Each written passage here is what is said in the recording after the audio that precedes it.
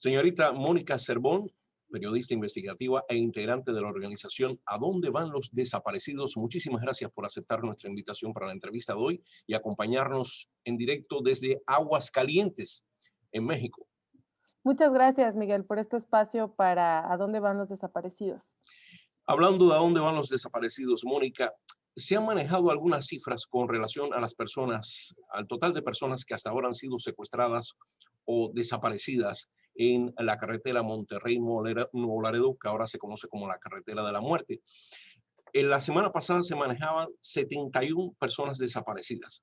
Otras fuentes dicen que son más de 80, mientras que otros medios informativos manejan la cifra de más de 100 personas desaparecidas. De acuerdo a las investigaciones que tú has hecho, ¿cuál es la cifra en verdad exacta de personas desaparecidas y secuestradas?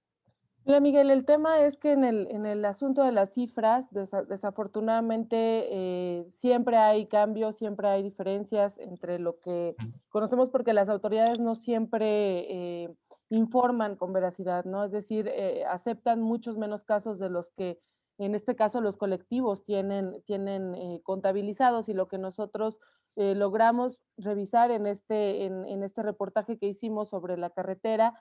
Encontramos que el colectivo Todos Somos Uno, que es un colectivo que acaba de formarse este año justamente con las familias que desaparecieron en este tramo carretero, ellos cuentan 111 personas desaparecidas. De estas 111, 37 corresponderían a años pasados, porque hay que recordar, es una vía que no es la primera vez que suceden estas cosas. Hay una historia de desaparición y de impunidad en esta región del país. Entonces, bueno, ellos cuentan 111 personas, 37 del año pasado, es decir, que 74 serían de este año. En esta cifra de 111 hay 8 menores de edad. Este año han desaparecido también menores de edad. Una familia, por ejemplo, de Estados Unidos, que Sí, de viajaba aquí a con una Laredo. niña de Mm. 9 años y un joven de 16. Entonces, bueno, este es el conteo que tiene el colectivo Todos Somos Uno. Por su parte, Funden de Nuevo León, el otro colectivo históricamente reconocido, porque ha sido uno de los que nacieron en 2011, 2012, cuando las cosas empezaron a recrudecer acá en México, Ah, y desde entonces han estado exigiendo se investigue en el tema de las desapariciones. Ellos cuentan 53. Estas 53 personas son, ya sea que son oriundas de Nuevo León o que desaparecieron en el territorio de Nuevo León. Entonces, ellos cuentan 53. De estas 53 personas, 5 ya fueron localizadas, y una persona desafortunadamente fue localizada sin vida y con signos graves de violencia. Y por su parte, como bien lo mencionabas tú, la Comisión Nacional de Búsqueda reconoce a 71 personas, pero es importante decir que este conteo es desde octubre del 2020 hasta correcto. junio. En ese entonces era, me parece, el 7, 8 de junio, cuando lo comentó la comisionada Carla Quintana, comisionada de búsqueda. Mm. Ella dio esta cifra. Entonces, bueno, tenemos estos tres escenarios, Miguel. Mónica, en informaciones con las cuales cuento, tengo entendido que entre el 24 y el 25 de mayo de este año desaparecieron 8 personas, entre el 24 y el 25 de mayo. Y durante el mes de mayo desaparecieron 16 personas. En junio, 12 personas desaparecidas entre el 2 y el 17 de junio. ¿Por qué incrementa las cifras de desaparecidos en esos meses? Mira, Miguel, nosotros logramos sacar estas cifras, hicimos una búsqueda hemerográfica de las desapariciones para poder entender más o menos cómo habían ocurrido, y bueno, encontramos que iniciaron desde enero, este año, ¿no? Porque ya habían sucedido antes, pero digamos las que contabilizamos este año sí iniciaron desde enero. Los meses más fuertes fueron mayo y junio, justamente fue donde desapareció el mayor número de personas. Las autoridades todavía no pueden aclarar qué es lo que está sucediendo. Hablan de un conflicto entre grupos del crimen organizado en esa zona. Sin embargo, pues lo que nosotras hemos visto, lo que también quisimos como demostrar en el reportaje, es que pues eso es una zona donde históricamente han ocurrido desapariciones, donde ocurren ante los ojos de las autoridades, que son quienes cuidan esas vías terrestres. No sabemos en realidad qué es lo que orilla que en algunos meses haya más desapariciones que en otras, Lo que sí sabemos es que, por ejemplo, nos comentaba Funden, las autoridades sabían desde abril al menos, ya estaban revisando este aumento, este incremento de desapariciones, no alertaron, la Comisión Nacional de Búsqueda no alertó ni las autoridades de seguridad. Entonces se pudieron haber prevenido algunas de estas desapariciones de mayo y junio, que son los meses en donde tenemos un mayor registro de casos. Sí, y con respecto a tu artículo, por cierto, tú mencionas que en el municipio Sabinas Hidalgo, porque en varios municipios también se han reportado personas desaparecidas. Ujú. En el municipio Sabinas Hidalgo, esta cifra que das, este dato que tú mencionas, es espeluznante, al menos para mí. Han desaparecido 108 personas tan solo en el municipio Sabinas Hidalgo y de ellas el 70% hombres, Mónica. Ujú. Sí, justamente, Miguel, hemos encontrado por ahí también las autoridades, investigaciones académicas, incluso un patrón de desapariciones en esta zona del país, que es justamente de hombres en edad productiva, muchos de ellos conductores de camiones de carga o de taxis de aplicaciones digitales como Uber o Didi. Y estas cifras que damos en el reportaje son justamente del Registro Nacional de Personas Desaparecidas y No Localizadas en México. Estos municipios, que es Sabinas Hidalgo, pero son como zonas donde los colectivos identifican Sí, como lugares de riesgo y ahí pues hay personas desaparecidas desde hace muchos años, ¿no? O sea, es sí. algo que por ahí cruza la carretera y que ahí están los casos de riesgo, no solamente del lado de Tamaulipas, que es también algo que se ha manejado, sino que también de parte del lado de Nuevo León, pues estos municipios por donde cruza la carretera, que hay que decirlo, Miguel, es importante decir que es una carretera que en México es muy importante, es Claro. económicamente muy importante, la gente la utiliza con mucha frecuencia, sobre todo la gente que vive en esta zona, pues para ver a sus familiares o para llevar mercancías, es decir, es una carretera importante en el país, es una autopista, no es una zona alejada, no es cualquier lugar donde no pueda haber seguridad, es una zona que está vigilada y que cruza por municipios que tienen también mucho conflicto con el tema de desaparición. Mónica, estamos hablando de las personas que han sido secuestradas o desaparecidas en esa carretera Monterrey-Nuevo Laredo, que han ido a bordo de sus vehículos, o camioneros, o como mencionabas, taxistas, o Uber, o también personas que van con sus familias y fueron secuestradas y desaparecieron con sus vehículos, incluso no se sabe cuál es el paradero de sus vehículos. Pero, ¿qué me puedes decir con respecto a los autobuses que son detenidos también en la carretera e ingresan elementos del narcotráfico y van seleccionando a determinadas personas para secuestrarlas y bajarlas del autobús? ¿Qué puedes decirme al respecto? ¿Qué has conocido, qué has investigado con respecto a ese tema? Pues sabemos de casos que han sucedido en otros años. Está el caso de los jornaleros queretanos que iban justamente en un autobús, nunca llegaron a su destino y pasaban por esas vías. También está el caso de los migrantes de San Luis de la Paz, eran al menos 103 pasajeros y fueron detenidos en San Fernando, Tamaulipas. Los 72 migrantes que fueron detenidos y que fueron asesinados también en esta zona. En 2012 la masacre de Cadereyta, también en Tamaulipas. Este año ocurrió otro caso muy lamentable en el municipio de Tamaulipas de Camargo, donde 14 migrantes fueron asesinados. Entonces, pues lamentablemente es que tenemos esta historia, Miguel, en esta vía. Algo que nos decía una especialista para este reportaje, Ana Lorena Delgadillo, ella es fundadora y directora ejecutiva de la Fundación para la Justicia y el Estado Democrático, nos decía, bueno, es que son zonas que incluso desde los 90 ya existían operativos de seguridad en estas carreteras y algo importante que destacar es que la Comisión Nacional de Derechos en México, la comisión hizo una investigación entre 2009 y 2011, emitieron ellos recomendaciones al Estado mexicano de vigilar estas vías, es las vías del norte del Ajá. país, se mencionaba ya esta carretera, porque ellos lograron documentar el secuestro de 20,000 migrantes en esta zona del país en estos años, ¿no? Entonces, digamos que es una carretera que es impresionante el nivel de casos que han ocurrido.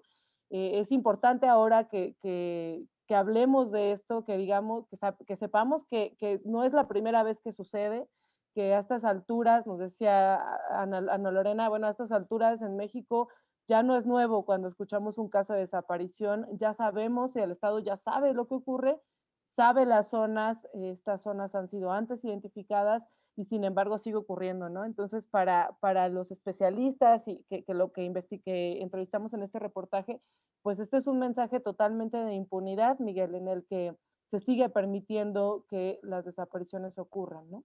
Precisamente tú mencionas en tu reportaje que entre el 2017 y el 2019, en al menos el 40% de las desapariciones participaron miembros del Estado. Y yo te pregunto, el título del artículo que publicaste es La ruta de la impunidad, desaparecer en la carretera Monterrey-Nuevo Laredo. La ruta de la impunidad. ¿Por qué? Pues justamente esa es la dimensión histórica que tiene el tema, Miguel, de decir, hay casos que permanecen impunes desde hace años, de al menos desde 2009, en cada año han desaparecido personas y siguen ocurriendo estos casos. En muchos de ellos, como tú bien lo mencionas, está la colusión de los miembros de seguridad de las corporaciones que están dedicadas a la seguridad, pues son quienes también participan. Y esto es algo que en México desgraciadamente ha sido un tema frecuente, no solo en los estados del norte, sino en todo el país, cómo el crimen organizado ha logrado entrar, infiltrarse en las corporaciones de seguridad y que al final parece que son las mismas personas, ¿no? La verdad es que al final parece que los gobiernos eh, pues son también parte del crimen organizado, ¿no? Y eso es muy peligroso porque justamente estos casos, seguimos hablando de estas tragedias, cuando son zonas que ya deberían de estar, pues, si no vigiladas, al menos que se dé la seguridad que Claro, tiene que tener como cualquier ciudadano, claro. ¿no? No, Entonces, disculpa, continúa, Mónica, disculpa. no, solo acabar diciendo esto, ¿no? Que los miembros de seguridad que han participado están ahí, que la Guardia Nacional que ahora cuida la carretera, pues no ha servido para prevenir ni para evitar estas desapariciones, ¿no? Mónica, ¿y has contactado a las autoridades federales o locales o estatales para que te digan por qué razón no han podido controlar esta situación, sobre todo en estos tiempos donde hay cámaras de vigilancia hasta en los baños públicos? Y yo pregunto, ¿no hay cámaras de vigilancia en las carreteras que están grabando todo lo que sucede en casos de accidente, en casos de secuestros, en casos de desapariciones? ¿No tienen ese tipo de información? ¿No tienen esa tecnología a su disposición para de alguna forma darle seguimiento a estas atrocidades que se están cometiendo en la carretera? Sí, justamente nosotros intentamos hablar con la Fiscalía tanto de Nuevo León como de Tamaulipas. Ellos han decidido no dar entrevistas, han emitido algunos comunicados, pero han decidido no dar entrevistas. Y sobre el tema de las cámaras es importante porque incluso las familias de los colectivos que son siempre quienes alzan la voz, quienes ayudan a prevenir, quienes alertan y quienes impulsan la búsqueda de personas, en los colectivos se ha solicitado el tema de las cámaras y lo que nos han dicho es que las autoridades dicen que no funcionan las cámaras de esas zonas, entonces no hay absolutamente nada. Eso es lo que sabemos de parte de los colectivos. Las fiscalías han determinado trabajar en conjunto. Se decidió hace unos días que las carpetas iban a pasar a Ciudad Victoria, en Tamaulipas, para la investigación y las familias, por ejemplo, de Nuevo León, que tienen alguna persona desaparecida este año, podían revisar el asunto en la Fiscalía de Nuevo León. Se Ujú, anunció también que ya están haciendo búsqueda de personas en esta vía. Esta búsqueda, de acuerdo con la Comisión Nacional de Búsqueda, se está transmitiendo por Zoom para los colectivos de familias, no solamente de Tamaulipas y de Nuevo León, sino de otros estados que están también por la zona, porque las personas que han desaparecido no han sido nada más de estas dos entidades. Entonces, bueno, es lo que sabemos por parte de los pronunciamientos que han emitido las fiscalías, pero desafortunadamente no nos quisieron dar entrevista, buscamos incluso para corroborar algunos casos y bueno, no obtuvimos una respuesta positiva, ¿no? Sí. Mónica, entre las personas que han desaparecido en la carretera se encuentran ciudadanos norteamericanos, como es el caso de la familia de la señora Gladys junto con sus dos hijos, Ujú. que desaparecieron y son residentes de aquí de Laredo. Y ahora el FBI se ha incorporado también a la investigación en torno a estas desapariciones y secuestros. Yo te pregunto, ¿tú consideras que al sumarse el FBI en esta investigación, de alguna forma el gobierno, los gobiernos locales y estatales se han visto de alguna manera forzados a tomar cartas en el asunto? Pues, la verdad es que lo que creo, Miguel, es que el caso de la señora Gladys y sus hijos hizo que en México se visibilizara lo que estaba ocurriendo en esa carretera. Es decir, cuando el FBI saca la ficha de búsqueda y empieza a circular, la noticia, es que nos empezamos a enterar de que ya estaba sucediendo, ¿no? De que no era el único caso, de que estaban sucediendo más casos. Este colectivo Funden emite ya, alertas a los viajeros, es un colectivo y lamentamos justamente era lo que te mencionaba, que las autoridades no lo hicieron a tiempo.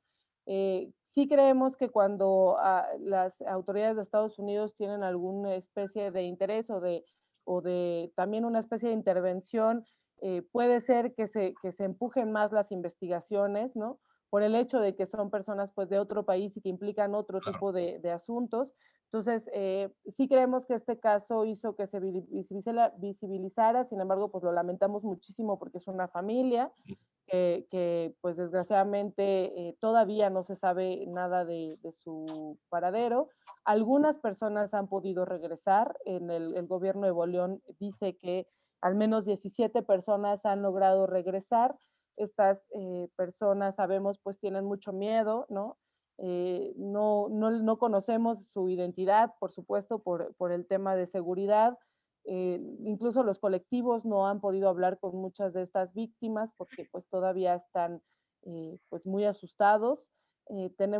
Tuvimos acceso, Fundé nos dio acceso a un pequeño testimonio de que habla pues de que sí, está en una especie de secuestro, digamos. Sin embargo, no en todos los casos se ha pedido rescate. Sí. Entonces, esto es lo que hasta ahora conocemos y sí creo que el caso justamente de la familia de la señora Gladys, pues hizo que el tema empezara a ser visible. ¿Has escuchado al menos algún testimonio de algunas de las personas que lograron eh, liberarse de sus captores, ya sea pagando rescate, ya sea por un operativo de las fuerzas militares? No hemos logrado hablar Sí, con ninguna de las víctimas. La verdad es que sí, en un momento así es muy delicado, claro, porque pues justamente hay un tema de riesgo. Digo, cuando el Estado no te puede garantizar seguridad, es difícil de pronto hablar porque pues nadie te garantiza que no vaya a suceder otra cosa, ¿no? por Entonces, hasta ahora no se ha podido hablar con las víctimas, ninguna ha hablado de manera pública. Los colectivos pues están interesados en saber qué es lo que pasa, pues de alguna forma para alertar, pero hasta ahora todo se ha mantenido muy discreto.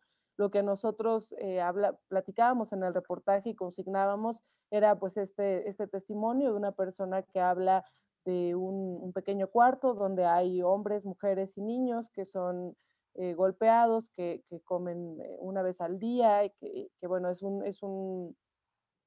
pues es un infierno, Miguel, ¿no? no, Es algo, lo poco que conocemos y por supuesto pues es un testimonio que es anónimo, hasta ahora no se ha podido todavía saber bien qué pasó Mónica, con ya él. para concluir, si me permites, las autoridades del gobierno federal, incluso de los gobiernos estatales, incluyendo efectivos del ejército mexicano, así como de las agencias de la ley mexicanas de Tamaulipas, desplegaron operativos de seguridad en la carretera Monterrey-Nuevo Laredo, la carretera de la muerte, la ruta de la impunidad, como tú la nombras. Un par de operativos tengo entendido que han hecho. ¿Tú consideras que esa es la respuesta correcta ante la gravísima situación que se está viviendo en ese tramo de la carretera? Pues creo que no, Miguel, creo que la respuesta de las autoridades no llega muy tarde, llega ya muy tarde en un momento en donde ya hablamos de decenas de personas desaparecidas y no es suficiente. Todavía se tiene que revisar, por ejemplo, el tema de las cámaras, ¿no? Como en Ujú. una carretera donde ya se les había dicho, donde ya se sabía, donde hay riesgos, ¿cómo es posible que nos digan que las cámaras de seguridad no funcionan? Entonces, bueno, son operativos que llegan tarde y lo que pues se exige también es la búsqueda de las personas, ¿no? Que Claro, las autoridades sepan dar resultados en esta búsqueda y sobre todo que no vuelva a ocurrir, ¿no? Que ese mensaje de impunidad pues no esté ahí, ¿no? Porque hasta ahora pues ahí está y es lo que lo hace posible.